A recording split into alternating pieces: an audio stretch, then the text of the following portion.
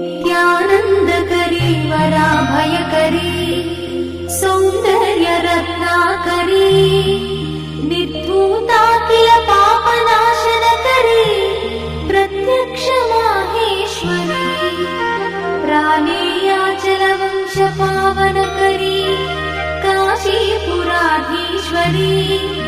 भिक्षां देहि कृपावलम्बनकरी मातान्नपूर्णा